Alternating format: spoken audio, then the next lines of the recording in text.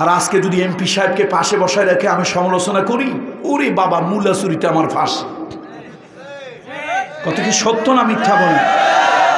তার কারণ গঠনমূলক সমালোচনা এগুলি ওনারা যখন নেবেন তখন ওনাদের জন্য এটা পাথেয় হবে, আরও ভালো করে আরও সুন্দর করে জাতিকে পরিচালনা করতে পারবেন। নিজের ভুল নিজে দেখা যায় না।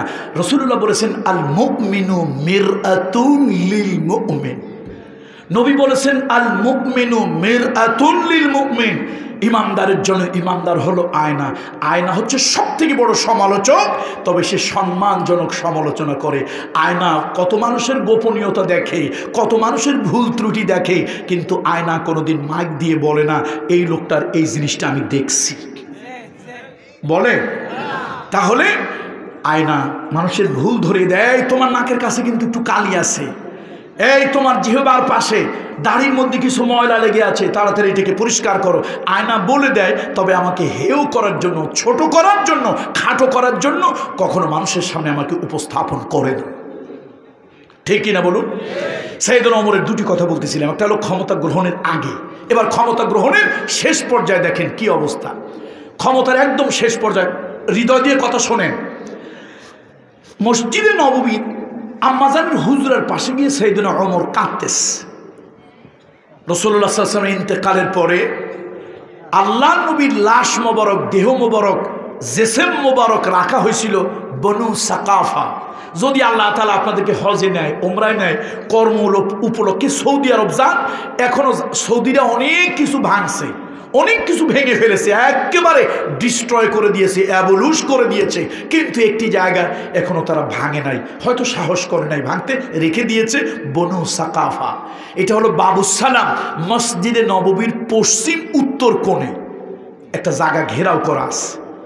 এই বনু সাকাফায় হুজুরে আকরাম সাল্লাল্লাহু আলাইহি ওয়াসাল্লামের দেহ মোবারক ওখানে রাখা হয়েছিল। আহলে বাইতের লোকেরা ওই যে বীর গার্স থেকে পানি এনে রাসূলুল্লাহ সাল্লাল্লাহু আলাইহি ওয়াসাল্লামকে গোসল দিয়েছিল ওখানে, এবং আল্লাহর হাবিব রাষ্ট্রীয় সকল সমস্যা সমাধান হওয়ার পরে হুজুরে কিবরিয়ার লাশটা, হাবিবে কিবরিয়ার লাশটা ওই আম্মা জানের হুজরায় দাফন করা হয়েছিল। এখন যেহেতু হুজরার মধ্যে কবর দেওয়া হলো, মা আয়েশা সিদ্দিকা ভারী একটা পর্দা দিয়া, ওই পাশে কবর, এই পাশে তিনি থাকেন, সাহাবীদেরকে তিনি পড়াশোনা করান, তিনি বিভিন্ন মাসআলা মাসাইলের জবাব দেন। একদিন তার বাবা এসে কাঁদতেছে মেয়ের কাছে। দুনিয়ার সব থেকে বেশি বাবাকে আদর করে মেয়েরা, কথা ঠিক কিনা বলেন তো? মেয়েদের দিল কাঁদে, কিন্তু পরের ঘরে থাকে তো করার কিছু নাই, করার কিছু নাই।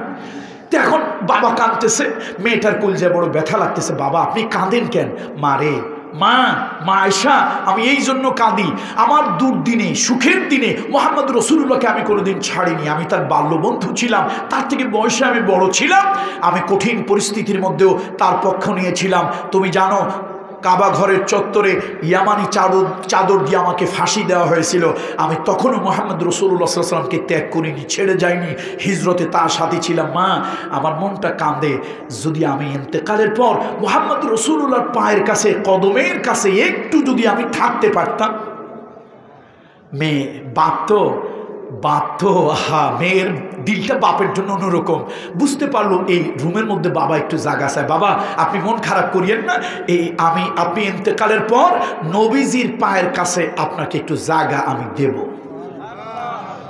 রুমের মালিক কে? রুমের মালিক কে? আয়েশা সিদ্দিকা বলেন রাদিয়াল্লাহু তাআলা আনহা। আবু বকর সিদ্দিকের কবর হলো মুহাম্মদ রাসূলুল্লাহ সাল্লাল্লাহু আলাইহি ওয়াসাল্লামের কবরের কদমের কাছে। 30 লক্ষ বর্গমাইল এরিয়ার প্রেসিডেন্ট। শোনেন, ক্ষমতায় যাওয়ার আগের কথা শোনেন, এবার ক্ষমতার পরে। আমার দেশে অনেক মানুষ আছে যাওয়ার আগে জনগণের সেবক হতে চায়, তারপরে কিছুদিন ক্ষমতায় থাকলে মাশাআল্লাহ একটু শক্তপোক্ত হয়, এবার শাসক হয়, আরও কিছুদিন ক্ষমতায় থাকলে স্বৈরতান্ত্রিক মনোভাব চলে আসে। প্রথম হতে চাইছিল সেবক, তারপরে হয়েছে শাসক, এরপরে জাতির শোষক হয়। জাতির কি হয়? কি হয়? বাংলাটা একটু জোরে জোরে জোরে আওয়াজ দিয়ে বলেন, কি হয়? শোষক। কত লক্ষ বর্গমাইল এরিয়ার প্রেসিডেন্টের কথা বলতেছি? 30 লক্ষ বর্গমাইল এরিয়ার প্রেসিডেন্টের কথা বলতেছি। আম্মা জান আয়েশার হুজরার সামনে এসে একটা লোক কাঁদে, তো মা আয়েশা বলে, দেখ তো কে কাঁদে? কয় যে আরে এ তো খাত্তাবের পুত্র ওমর, আমিরুল মুমিনিন, খলিফাতুল মুসলিমিন। আম্মা জান আয়েশা পর্দার আড়াল থেকে জিজ্ঞেস করলেন, আপনি কাঁদতেছেন কেন? মা একটা দরখাস্ত নিয়ে আসছে। মা, আপনি জানেন আমি মক্কার প্রভাবশালী বংশের সন্তান, আবু সুফিয়ানের সরকারের আমি একজন গুরুত্বপূর্ণ ব্যক্তি ছিলাম। মক্কায় আমার হুঙ্কারে থরথর করে কাঁপত।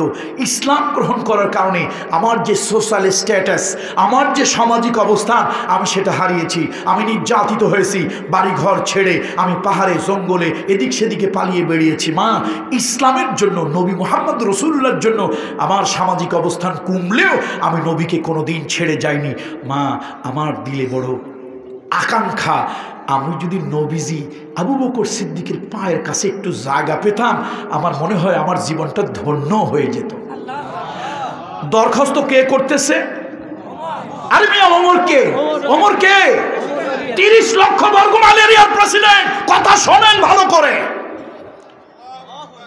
সামান্য একটা চেয়ার পাইয়া আপনাদের যে অবস্থা, মনে হয় যেন গোটা দুনিয়া পেয়ে গেছেন।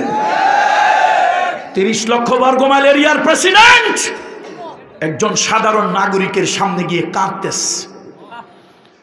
আম্মা জান আয়েশা পর্দার আড়াল থেকে বললেন, ঠিক আছে, আমার ইচ্ছা ছিল এইখানে আমিই থাকবো। যাক, আপনি একজন গুরুত্বপূর্ণ ব্যক্তি, আপনার জন্য বরাদ্দ করা হলো। দরকার হলে এই হুজরা আমি ছেড়ে দেব, আপনাকে এখানে জায়গা দেওয়া হলো। সাইয়েদনা ওমর বাড়ি চলে গেলেন। বিনয় কাকে বলে শোনেন, বিনয় কাকে বলে শিখে রাখেন।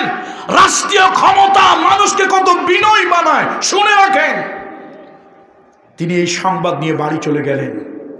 স্ত্রী, পুত্র, পরিজন সবাইকে ডাকলেন। পারিবারিক মিটিং শুরু হলো। শোনো, আমি ওমর এখন রাষ্ট্রীয় ক্ষমতায়, আমার চোখের ইশারায় পুলিশ গোয়েন্দা চলে, সেনাবাহিনী চলে। আমি আমার চোখের ইশারায় একটা জায়গা তামা হয়ে যায়, একটা জায়গায় ফুল ফোটে। শোনো, আমাকে আম্মা জান আয়েশা নবীজির কদমের কাছে একটু জায়গা আমাকে দিয়েছে, নবীজির কদমের কাছে একটু জায়গা আমাকে দিয়েছে, কিন্তু আমার ভয় লাগতেছে সে আমার রাষ্ট্রীয় ক্ষমতায় আমি আসি, আমার অত্যাচার নির্যাতনের ভয়ে দিল কিনা, আমার কাছে ভয় লাগতেছে। শোনো, তিনি তো মুখ দিয়ে বলেছেন, কিন্তু আমার কাছে মনে হয় এটা ওনার মুখের কথা না দিলের কথা আমি জানি না। আমি ইন্তেকালের পর আমার লাশকে তোমরা গোসল করাবে, কাফন পরাবে, কিন্তু লাশ কোথাও নেবে না। লাশটা বাড়ি রেখে একথা বলবে না আমিরুল মুমিনিন মারা গেছে, বলবে খাত্তাবের পুত্র ওমর মারা গিয়েছে। কে মারা গেছে? আম্মা জান আয়েশার কাছে গিয়া বিনয়ের সাথে দরখাস্ত করবে, ও আম্মা জান, খাত্তাবের পুত্র ওমর ইন্তেকাল করেছে, খাত্তাবের পুত্র ওমর মারা গেছে। এখন আপনার এই জায়গায় একটু জায়গা সে চেয়েছে। যদি আপনার ওই সময় আমার জন্য তিনি রাজি হন, ও আমার সন্তানেরা, ও আমার বিবি, যদি ওই সময় তিনি রাজি হন, ওই হুজরার মধ্যে আমার জন্য কবর খুঁজবে। আর যদি তিনি রাজি না হন, কবর খুঁজবে না, বুঝবে রাষ্ট্রীয় ক্ষমতা আমার কাছে ছিল, এই ক্ষমতায় আমার দ্বারা নির্যাতিত হওয়ার ভয়ে, আমার অত্যাচারের ভয়ে, আমার পুলিশ গোয়েন্দা, আমার সেনাবাহিনীর দ্বারা নির্যাতিত হওয়ার ভয়ে মা আয়েশা মুখ থেকে বলেছে, অন্তর থেকে দেয় নাই। সুতরাং খবরদার, আমি মরার পর আমার লাশ নিয়ে যাবে না, আমার পরিচয় আমিরুল মুমিনিন খলিফাতুল মুসলিমিন বলবে না। আমি মারা যাওয়ার পর একটা সাধারণ নরমাল লাশ হব আমি, আর আমার ওই লাশটা তিনি যদি কবরে রাখার যদি জায়গা দেয়, তাহলে ওই জায়গায় কবর খুঁজে জায়গা দেবে, না হলে সাধারণ মানুষের সাথে আমাকে ওই মাকবারা বাকিতে আমার কবরটা দিয়ে দিও। আল্লাহু আকবার। শুনছেন বিনয় কাকে বলে? শুনছেন বন্ধুরা আমার? এই জন্য আসুন, আমানত, যাকে আল্লাহ তাআলা যে আমানত দিয়েছে, যাকে যে আমানত দিয়েছে, এই প্রতিষ্ঠানের প্রধান যিনি আছেন, এই প্রতিষ্ঠান আপনার কাছে আমানত। সভাপতি মহোদয় যিনি আছেন, প্রতিষ্ঠান আপনার কাছে আমানত। সেক্রেটারি মহোদয় যিনি আছেন, আপনার কাছে আমানত। কিয়ামতের ময়দানে আল্লাহ তাআলা আমানত সম্পর্কে জিজ্ঞেস করবে। আমিও পীরজাদা পীর সাহেবের ছেলে, আমিও আমানত, আমার কাছেও আছে, এটা আমিও জিজ্ঞাসিত হব। ভাববেন না যে পীর হুজুর হইলেই বাস একেবারে বিনা দলিলে তারা পাস না, আমারও জিজ্ঞাসার মুখোমুখি হতে হবে, প্রত্যেকেই হতে হবে। যা হোক, বলতেছিলাম, ইদা উতুমিনা খানা ওয়া ইদা হাদ্দাসা কাযাবা, মিথ্যা কথা বলা। সমাজে কি এখন মিথ্যা আছে? আরে না না, মিথ্যা নাই, সমাজে মিথ্যা আসেনি। আবার কয় মিথ্যা। আমি তো মিথ্যাই দেখি না সমাজে। মিথ্যা আছে ভাই? এই নোয়াখালীর ঘটনা, নাম বলবো না, বললে চাকরি থাকবে না। নোয়াখালীর ঘটনা, আমি তখন ছাত্র জীবন, এই ওয়াজ মাহফিল করি, ছাত্র জীবনে থাকতে বা ছাত্র জীবনে ওয়াজ মাহফিল করি। তো কোম্পানিগঞ্জ দুইজন লোকের জন্য বিখ্যাত। কোম্পানিগঞ্জ দুজন লোকের জন্য বিখ্যাত না? একজন মারা গেছেন, একজন বেঁচে আছেন, একই উপজেলার দুইজন অত্যন্ত পরিচিত ব্যক্তিত্ব। তো ওইখানে এক বাড়িতে আমি থাকি, দলমত নির্বিশেষে সবাই আমাকে ভালোবাসে, সম্মান করে। এলাকার লোকজন যে যে দলের হোক সবাই খুব মহব্বত করে। এলাকায় আমি এই যত ওই এলাকায় মাহফিল করি ওই বাড়িতে গিয়ে থাকি। তো একদিন কাজ নাই, সন্ধ্যার পরে মাহফিলে যাব, দেখি পোলাপান কয়েকটা আমার সামনে কি যেন কথা বলে আর হাসাহাসি করে। তো আমি বললাম, ভাই তোমরা কি নিয়ে এত কথাবার্তা বলো, হাসাহাসি করো? হুজুর এটা আপনি বুঝবেন না। আমি বললাম, ভাই আমি ছাত্র অত ভালো ছিলাম না, কিন্তু তারপর এইরকম ছাত্র না যে কিছু বুঝাইলে বুঝবো না। হুজুর এটা ইউনিভার্সিটির সাবজেক্ট না, এটা গ্রামের সাবজেক্ট, আপনি বুঝবেন না। আমি বললাম, একটু বলো না ভাই, তোমরা কি নিয়ে হাসাহাসি করো, আমি একটু তোমাদের সাথে শরিক হইতে পারি না। হুজুর আমরা মিশা কাকুর কথা কই। কার কথা? তা আমি বললাম, মিশা কাকু আবার কি জিনিস? আছে আমাদের বাড়ির পাশে, এদিকে এক চাচা আছে, কাকু কই আমরা। কথা যদি কয় 100, মাশাআল্লাহ, মিথ্যা কয় 150। কথা যদি কয় 100, মিথ্যা কয় 150। এটা এক মুরব্বী, সে মারা গেছে, লোকটা মারা গেছে, আল্লাহ মাফ করে দিন। লোকটা মারা গেছে, আল্লাহ মাফ করে দিন। তো আমি শুনে অবাক হইলাম, বলে কি? হুজুর এই জন্য আমরা তার নাম দিছি মিশা কাকু। তার নাম দিছি আমরা কি? মিশা কাকু নাম দিছি। আল্লাহ, তো মানুষ কথা কইয়ে 100, তার মধ্যে মিথ্যাই যদি বলেন 150, তো দেশে কি মিথ্যা আসেনি? আল্লাহ, এই জন্য এটা বড় কঠিন অবস্থা। কোরআন শরীফের ব্যাপারে বলেছে, মা ইয়ালফিযু মিন কাওলিন ইল্লা লাদাইহি রাকীবুন আতীদ। মানুষ এমন কোনো কথা বলে না, মানুষ এমন কোনো কথা বলে না যে কথা রেকর্ড হয় না। ও মুরব্বীরা, ও বাবাজিরা, দয়া করে একটা কথা লিখে রাখেন মনে। অপ্রয়োজনীয় কথা বলিয়েন না, অহেতুক কথা বলবেন না, শুধু শুধু কথা বলবেন না। হযরত লোকমান একজন কালো মানুষ, হযরত লোকমান একজন গরিব মানুষ। হযরত লোকমানের চুল ছিল খাড়া খাড়া, নাকটা ছিল বোসা, পাওটা ছিল ফাটা। তিনি ছিলেন একজন ছাগলের রাখাল। তিনি ছিলেন কোনো এক সময়, once upon a time he was a slave servant। তিনি জীবনের কোনো এক সময় একজন কৃতদাস ছিলেন। সেই লোকমানের কাছে ফেরেশতা এলো, সালাম দিল, ও লোকমান, আমি আল্লাহর ফেরেশতা, আল্লাহ তাআলা আপনাকে সালাম জানিয়েছেন। হযরত লোকমান আবেগে অনেকক্ষণ পর্যন্ত কাঁদলেন। লোকেরা জিজ্ঞেস করলো, লোকমান তুমি কেন কাঁদো? এটা কোনো দুঃখের কান্না নয়, এটা আনন্দের কান্না, এটা তৃপ্তির কান্না। আমার মতো গরিব মানুষ, আমার মতো খাটো মানুষ, আমার মতো নাক বোসা মানুষ, পাও ফাটা মানুষ, চুল খাড়া মানুষ, আমার সমাজে কোনো দাম নাই। আল্লাহ আমাকে সালাম জানিয়েছেন, আমার জীবন সার্থক, আমি বড় আনন্দিত, আজকে আমি অনেক কিছু পেয়েছি। ফেরেশতা বলল, ও লোকমান, আল্লাহ শুধু সালাম জানায় নাই, আল্লাহ আপনাকে সম্মানিত করেছেন। আমার কাছে দুটি জিনিস দিয়েছেন, একটির নাম হলো নবুয়ত, আর একটির নাম হলো হিকমত। ও লোকমান, এই দুটি থেকে যে কোনো একটি আপনি গ্রহণ করুন। বন্ধুরা আমার, লোকেরা জিজ্ঞেস করলো, লোকমান এত মর্যাদা, এত সম্মান আল্লাহ আপনাকে কেন দিল? লোকমান বলতে চায় না। হযরত লোকমান আলাইহিস সালাম বলেন না। অনেক অনুনয় বিনয় করার পর বলল, শোনো, 3টা কারণে আল্লাহ আমার সম্মান বাড়িয়েছে, 3টা কারণে আল্লাহ আমার মর্যাদা বাড়িয়েছে। তার মধ্যে একটি হলো, আমি জীবনে কখনো অপ্রয়োজনীয় কথা বলি না, অহেতুক কথা বলি না, বেহুদা কথা বলি না, আননেসেসারি কোনো কথা বলি না, এবং যা বলি সত্য বলি, কখনো মিথ্যা কথা বলি না। আল্লাহু আকবার, বলেন না আল্লাহু আকবার। মিথ্যা হলো সকল পাপের মূল, মিথ্যা হলো সকল পাপের মূল। যেই বলুক মিথ্যা, মিথ্যা ঘৃণিত, মিথ্যা লাঞ্ছিত। হযরত লোকমানের সম্মান আল্লাহ বাড়িয়ে দিলেন সত্যের কারণে। এই জন্য আমরা মিথ্যা আমাদের ওতপ্রোতভাবে জড়িয়ে আছি। মিথ্যা কথা আমরা ওতপ্রোতভাবে বলি, একেবারে র্যান্ডম বলি, কোনো মিথ্যা বলতে সামান্যতম কোনো দ্বিধাবোধ করি না, জিহ্বায় কোনো জড়তা আসে না। এইটা একটা খারাপ মারাত্মক মানবিক গুণ, এই গুণটা আমাদের বর্জন করা দরকার। এটা মানুষের একটা খারাপ গুণ, এই গুণটা বর্জন করা দরকার না? দরকার না? বলেন দরকার কি দরকার না? আল্লাহ তাআলা আমাদের সকলকে সত্য কথা বলার তৌফিক দান করেন, সত্যের উপরে চলার তৌফিক আল্লাহ তাআলা আমাদেরকে দান করেন। তাহলে মানুষ যা কিছু বলে, মা ইয়ালফিযু মিন কাউলিন ইল্লা লাদাইহি রাকীবুন আতীদ, মানুষের সব কথাগুলো রেকর্ড থাকে, কিয়ামতের ময়দানে এই রেকর্ডগুলি বাজিয়ে দেওয়া হবে, সেদিন আমরা লজ্জিত হব। হারে, এই কথাটা অপ্রয়োজনীয় বেহুদা কথা ছিল, কেন বললাম? জান্নাতীরা, এই মাঠে আমি একবার ওয়াজে বলেছিলাম, কিয়ামতের ময়দানে যারা জান্নাতি হয়ে যাবেন, ওই জান্নাতীদের শুধু একটা আফসোস থাকবে, আর আফসোস থাকবে না। জান্নাতীদের দিলের মধ্যে শুধু একটা আফসোস থাকবে, বেহেশতি মানুষের দিলে কোনো অপূর্ণতা থাকবে না, আফসোস থাকবে না, শুধু একটা আফসোস থাকবে, আহারে জীবনে অনেক সময় অপ্রয়োজনে হেলায় খেলায় বসে বসে কাটাইছি, ওই সময় যদি আমার জবানে একটু তাসবিহ যদি পড়তাম, সুবহানাল্লাহ, আলহামদুলিল্লাহ, আল্লাহু আকবার, যে কোনো তাসবিহ যদি পড়তাম, এই জান্নাতে আমার মর্তবা আরো বেড়ে যেত। আল্লাহু আকবার। আল্লাহ তাআলা এই ভালো গুণটা আমাদের অর্জন করার তৌফিক দান করেন, বলেন আল্লাহুম্মা আমিন।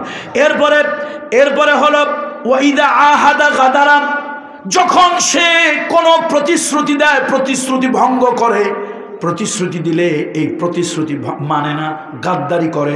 আল্লাহ তাআলা বলেছেন ওয়াউফু বিল আহদে ইন্নাল আহদা কানা মাসউলা, তুমি যদি কারোর সাথে কোনো চুক্তি করো, তুমি যদি কারোর সাথে কোনো চুক্তি করো, তুমি যদি কাউকে কোনো ওয়াদা দাও, তাহলে ওই ওয়াদাটা পূরণ করবে। শোনেন, আপনি একজন হিন্দুর সাথে চুক্তি করছেন, কিন্তু তারে ফাঁকি দিয়া বললেন, ভাই তোর জায়গাটা আমারে দে, এত লক্ষ টাকা দেব। আপনি জায়গা দিয়ে দিল, দলিল দিয়ে দিল, আপনি টাকা দিলেন না। এই যে আপনি একটা ভিন্ন ধর্মের লোক হওয়ার কারণে তার সাথে ওয়াদা ভঙ্গ করলেন, চুক্তি ভঙ্গ করলেন। কোরআন শরীফে আল্লাহ কঠিনভাবে নিষেধ করেছে, 3 ব্যক্তির সাথে আল্লাহ কিয়ামতে ঝগড়া করবে। হাদিস, কয় ব্যক্তির সাথে বলেন তো একটু, কয় ব্যক্তির সাথে? 3 ব্যক্তির সাথে কিয়ামতের ময়দানে আল্লাহ তাআলা ঝগড়া করবে। আল্লাহর সাথে ঝগড়া করার সাহস কার আছে? কিয়ামতের ময়দানে 3 লোকের সাথে আল্লাহ ঝগড়া করবেন।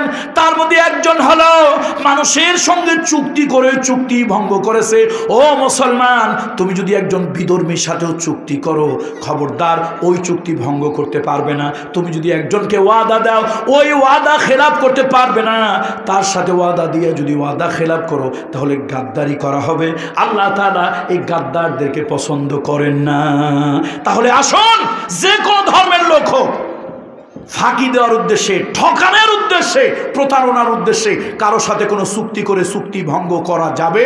বলেন, চুক্তি ভঙ্গ করা যাবে না। যদি করে, কিয়ামতের ময়দানে আল্লাহ তাআলা তার সাথে ঝগড়া করবে। আর একটা হলো কথায় কথায় গালি দেওয়া। এরকম কিছু লোক আপনাদের নোয়াখালী, লক্ষ্মীপুরে নাই? কথায় কথায় কি দেয়? এটা ভালো কাজ না খারাপ কাজ? বিশেষ করে বাস স্ট্যান্ডে, বাসের টার্মিনালে গেলে কিছু এরকম লোক দেখা যায়, ভাই মা বোন নিয়ে যাওয়া মুশকিল, কথা কয় 3টা, তার মধ্যে গালি থাকে 2টা। এইরকম এই যে গালি গালাজ করা, ওয়াইদা খাসামা ফাজারা, যখন ঝগড়া লাগে তখন গালিগালাজ, ঝগড়া ছাড়াও গালিগালাজ করে। রাসূলুল্লাহ সাল্লাল্লাহু আলাইহি সাল্লাম গালি দিতে নিষেধ করেছেন, গালিকে গুনাহ বলেছেন। এবং কারোর নাম বিকৃত করে বলা, কোরআনুল কারীমের 49 নম্বর সূরা, কারোর নাম বিকৃত করে বলা কি আল্লাহর হাবিব নিষেধ করেছেন। নাম বিকৃত করা যাবে না। বিইসাল ইসমুল ফুসুক বাদাল ঈমান। নোয়াখালী, লক্ষ্মীপুরে, অন্যান্য জায়গায় আছে, সব জায়গায় দোষটা আছে, তবে কুমিল্লা, বৃহত্তর নোয়াখালীতে এই দোষটা বেশি। রাগ করে না, আমি কিন্তু নোয়াখালীর জামাই। লক্ষ্মীপুর, নোয়াখালীতে, ফেনীতে, কুমিল্লায় এই কাজটা বেশি আছে, নাম বিকৃত করা। একজনের নাম জামাল বলে ডাকবেন, এই জামাইল্লা। নাম হলো কামাল, এ কামাইল্লা, এরকম বোধহয় আপনারা বলেন না। এটা কিন্তু গুনাহের কাজ। এটা কি কাজ? বলেন, এটা কি কাজ? গুনাহের কাজ। এই কাজটা করবেন না, এটা আল্লাহ পছন্দ করেন না। যার যে নাম, সেই নামেই ডাকবেন। গরিব হোক, তার নামকে সম্মান দিয়ে ডাকবেন। গরিব হোক, কিন্তু বিকৃত করে নাম ডাকবেন না, এটা এক ধরনের গালি, এটা এক ধরনের গালি। রাসূলুল্লাহ সাল্লাল্লাহু আলাইহি ওয়াসাল্লাম জামানাকে গালি দিন, লা তাসুব্বুদ-দাহার, যুগ জামানাকে গালি দেবেন না। তারপরে কারো মা বাপ বংশ তুলে গালি দেবেন না, নিজেকে গালি দেবেন না, এরপরে কারো নাম বিকৃত করে ডাকবেন না। এগুলি মারাত্মক একটি মানবিক ব্যাধি। আরও রাত যেহেতু বেশি হয়ে যাচ্ছে, আমি সব কথাগুলো ওরকম অত বেশি বলবো না।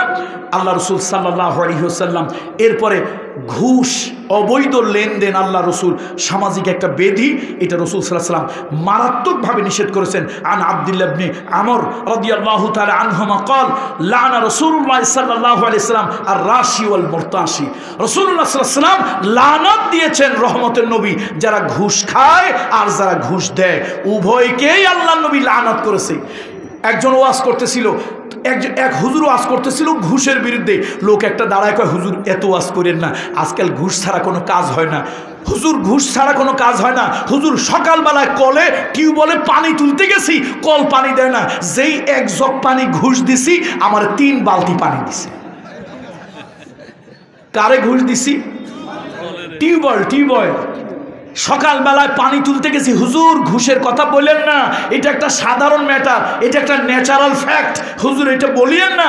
আমি সকালবেলায় টিউবওয়েল চাবাইয়া পানি উঠাইতে গেছি, এখন টিউবওয়েলে আর পানি দেয় না, যেই এক জগ পানি যেই না ঘুষ দিছি, হুজুর আমার 3 বালতি পানি দিছে। তাহলে ঘুষ ভালো কাজ না খারাপ কাজ? রাসূলুল্লাহ লানত করেছেন, এটা হলো লানতের হাদিস। পরবর্তীতে রাসূলুল্লাহ সাল্লাল্লাহু আলাইহি ওয়াসাল্লাম বলেছেন আর রাশি ওয়াল মুরতাশি কিলাহুমা ফিন্নার, তারা উভয় জাহান্নামী। জোরে করে নাউযু বিল্লাহি মিন যালিক, আল্লাহ এর থেকে হেফাজত করুন। দেখেন একটা হাদিস, নবীজি ইসলামী রাষ্ট্র গঠন করলেন। এই রাষ্ট্র গঠন করার পরে রাষ্ট্র দিন দিন বাড়তেছে, এখন কর্মচারী দরকার না বলেন? নানান দিকে নানান কর্মচারী নবীজি নিযুক্ত করেছেন। একজন কর্মচারী নিযুক্ত করেছেন, তার নাম হলো ইবনে লুতবিয়া। নামটা কি? কর্মচারীর নাম কি? ইবনে লুতবিয়া। তাকে নবীজি একটা চাকরি দিয়েছেন, কালেকশনের চাকরি। বিভিন্ন জায়গা থেকে সে ট্যাক্স, জাকাত ইত্যাদি এগুলো আদায় করে নিয়ে আসবে। তখন সে কি করলো, এই এলাকায় গেছে, মনে করেন এই অঞ্চলে আসছে, বাড়ি বাড়ি এসে তারপরে এগুলা রাষ্ট্রের যেটা এটা তুলে নিয়ে হাদা লাকুম ও হাদা লি উহদিয়া লি, সে কি করলো, গিয়ে একটা পোটলা নিয়ে করলো, এই যে নেন, এটা রাষ্ট্রের, আর এইটা বগলের তলে, এটা লোকেরা আমার হাদিয়ে দিয়েছে। নবীজি পাশে ছিলেন। আল্লাহু আকবার। সহিহ হাদিস, রহমাতুল লিল আলামিন, দয়ার নবী আল্লাহর হাবিবের চেহারা মোবারক লাল হয়ে গেল। হুজুর গুসায় ফেটে পড়লেন। রহমাতুল লিল আলামিনের এই দুইটা গন্ড মোবারক টকটকে লাল হয়ে গেল। হাবিবে কিবরিয়া উঠে দাঁড়ালেন।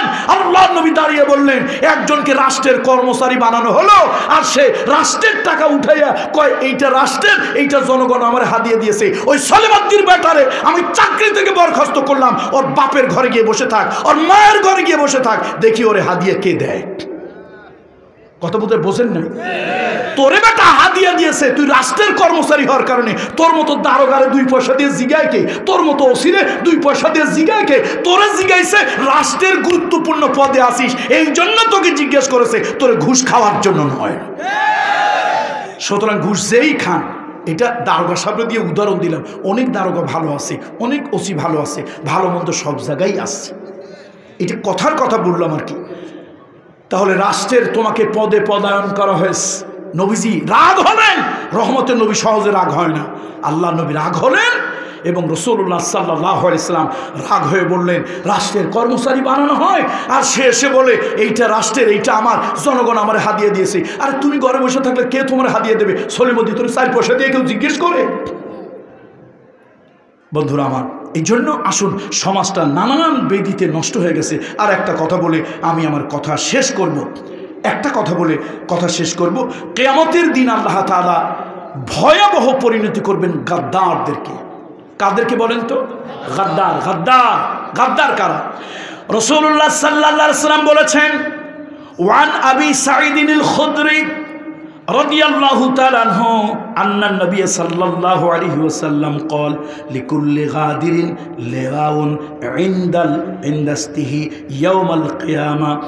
আল্লাহ নবী বলেছেন, আবু সাঈদ খুদরি থেকে হাদিসখানা বর্ণিত, রাসূলুল্লাহ বলেছেন কিয়ামতের ময়দানে প্রত্যেক গাদ্দারের জন্য একটা পতাকা থাকবে। জিজ্ঞেস করা হলো, ইয়া রাসূলুল্লাহ গাদ্দার কি? আল্লাহ নবী বললেন, রাষ্ট্রের কর্মচারী বানানো হয়, রাষ্ট্রের কর্মচারী বানানো হয়, জনগণের ট্যাক্সের পয়সা দিয়া বাইতুল মাল থেকে বেতন দেওয়া হয়। রাষ্ট্রের প্রতি একটা ওয়াদা, জনগণের প্রতি ওয়াদা নিয়ে রাষ্ট্রের পদে আসে, কিন্তু রাষ্ট্রের কথা জনগণের কথা ভুলে গিয়া নিজের পেটের ধান্দা করে, নিজের চিন্তা করে, বিশাল দল গোষ্ঠী তাদের তাবেদারি করে, জনগণের উপরে খড়গহস্ত হয়।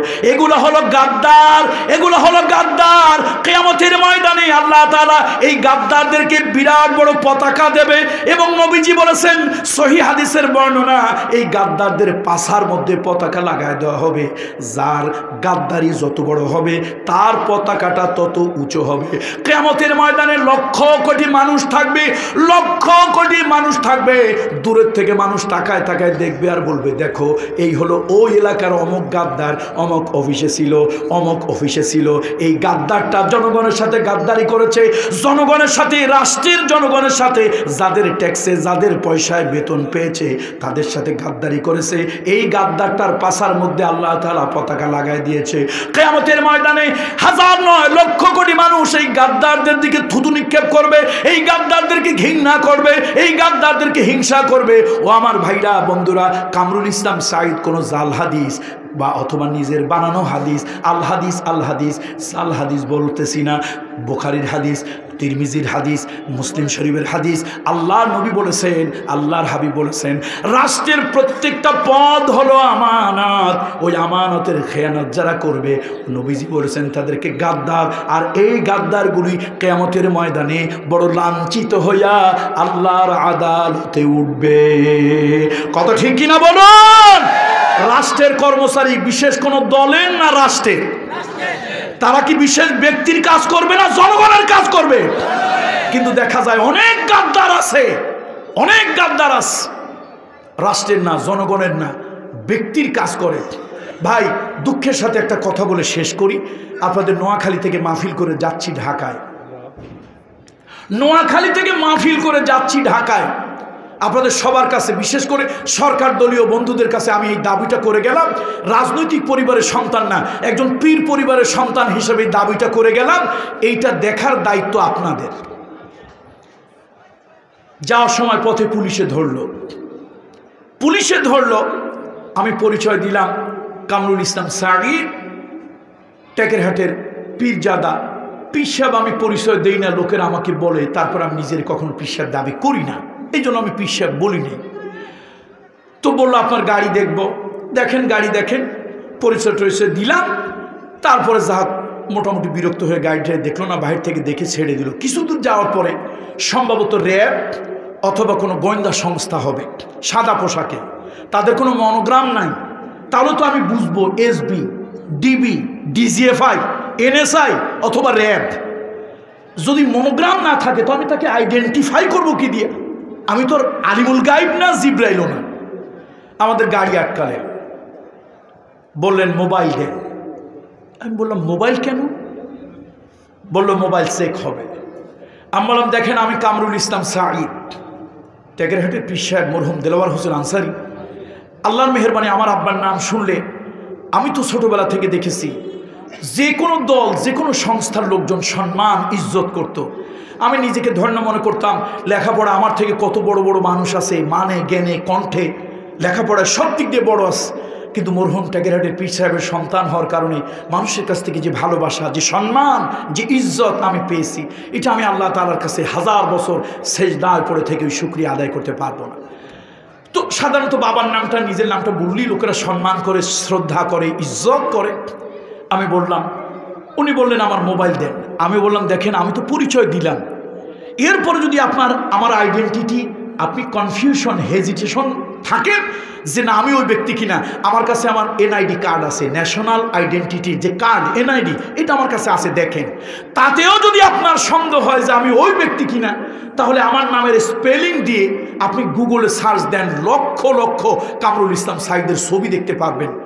তো আপনি আমারে দরকার, আমি রাষ্ট্রের একজন নাগরিক, আমি কি চোর না ডাকাত, ইয়াবা পাচারকারী, কালোবাজারি, মুনাফাখোরি, এটা আপনার দরকার। আমি তো পরিচয় দিয়ে দিলাম, এরপরে তারপরে বলছে মোবাইল চেক করবেন। আমার আইডেন্টিটি জানার জন্য মোবাইল চেক করার কোনো প্রয়োজন নাই। আর আপনি একজন যেই হন সরকারের, এরকম ম্যাজিস্ট্রেসি পাওয়ার আপনাকে দেওয়া হয় নাই যে রাষ্ট্রের একজন নাগরিকের আপনি মোবাইল চেক করে তার আইডেন্টিটি চেক করবেন। আমি তো শুনেছি পাকিস্তান আমলে ওই হানাদার পাকিস্তানিরা কাপড় ল্যাংটা করে দেখতো হিন্দু না মুসলমান। আজকে বাংলাদেশের প্রশাসন এই পাকিস্তানি হানাদার থেকেও খারাপ হয়ে গিয়েছে। আমি বিনয়ের সাথে অনুরোধ করতেছি, আমি এটা দলীয় কথা নয়, আজকে এই আইনটা আপনি আমার উপরে প্রয়োগ করতেছেন, আগামী দিন হতে পারে এই আইন আপনার বিরুদ্ধে প্রয়োগ হবে। তখন এমন হতে পারে এই পুলিশ প্রশাসন আপনাকে ল্যাংটা উলঙ্গ করে আপনার আইডেন্টিটি নিতে পারে। সুতরাং রাষ্ট্রের একজন নাগরিক আমাকে অন্তত একটু সম্মান করুন। আমি একটা ইন্ডিপেন্ডেন্ট, একটা রাষ্ট্রের নাগরিক। আপনি আমার মোবাইল চেক করে আমাকে পরীক্ষা করবেন, কি পরীক্ষা করবেন আপনি আমার? যেখানে আমি বাপের পরিচয় দিলাম, আর আমার বাপের নাম তো বাটি চালান দিয়ে বের করতে হয় না। এদেশের লক্ষ লক্ষ মানুষ টেকেরহাটের মরহুম আল্লাহর ওলির নাম শুনলে শ্রদ্ধা করে, সম্মান করে, তাজিম করে, ইজ্জত করে। তো আমার মতো একজন নাগরিকের যদি এই অবস্থা হয়, দেশের সাধারণ নাগরিকদের কি অবস্থা? সুতরাং যা হোক, কথা আর বাড়ালাম না। এই দায়িত্বগুলি আমানত। এই দায়িত্বগুলি কি? এই আমানতের খেয়ানত করলে কিয়ামতের ময়দানে আল্লাহর দরবারে জবাবদিহি করতে হবে। সুতরাং আসুন, আল্লাহ তাআলা যে কথাগুলি বললাম, সে কথাগুলো আল্লাহ তাআলা আমাদেরকে অক্ষরে অক্ষরে পালন করার তৌফিক দান করুন। মিথ্যা বলবো না, জনগণ সম্পদ তসরুপ করব না, মানুষের সাথে খারাপ আচরণ করব না, এমনকি অমুসলিমও যদি হয় কোনো মানুষকে অসম্মান করব না। অমুসলিমও যদি হয় কোনো মানুষকে কি করব না বলুন? অসম্মান করব না, মানুষকে সম্মান করব। একটা মৃত্যুর লাশ নিয়ে কিছু লোকেরা আসতেছিল। মুহাম্মদ রাসূলুল্লাহ সাল্লাল্লাহু আলাইহি ওয়াসাল্লাম কেমন মানবতার নবী, আল্লাহ নবী মুহাম্মদ রাসূলুল্লাহ সাল্লাল্লাহু আলাইহি ওয়াসাল্লাম, আল্লাহর হাবিব উঠে দাঁড়ালেন, সাহাবীরা উঠে দাঁড়ালো। হুজুর, আপনি একজন অমুসলিমের লাশ আসতেছে, আপনি উঠে দাঁড়ালেন। নবীজি বললেন, সে অমুসলিম সেই না, সে একটা মানুষ হিসাবে একটু সহানুভূতি, একটু তার প্রতি সম্মান মানুষ হিসাবে সেটা করলেন। দেখেন মুহাম্মদ রাসূলুল্লাহ সাল্লাল্লাহু আলাইহি ওয়াসাল্লাম, মানুষের প্রতি মানুষের এই সম্মান, মানুষের প্রতি মানুষের এই ইজ্জত আল্লাহ রাসূল সাল্লাল্লাহু আলাইহি ওয়াসাল্লাম শিখিয়েছে। সুতরাং আসুন আমরা বড়দেরকে সম্মান করব, যে ধর্মের যে বর্ণের হোক। শিক্ষকদেরকে সম্মান করব, ইজ্জত করব, ছোটদেরকে স্নেহ করব, মানুষের প্রতি সদয় আচরণ করব, হিংস্রতা প্রদর্শন করব না, মিথ্যা বলবো না। এই কাজগুলি আর আমানত খেয়ানত করব। যার সাথে যে চুক্তি করি, যার সাথে যে ওয়াদা দেই, সে ওয়াদাগুলো যথাযথভাবে পালন করব। আল্লাহ তাআলা এই কাজগুলি আমাদেরকে যথাযথভাবে করার তৌফিক আল্লাহ তাআলা দান করুন।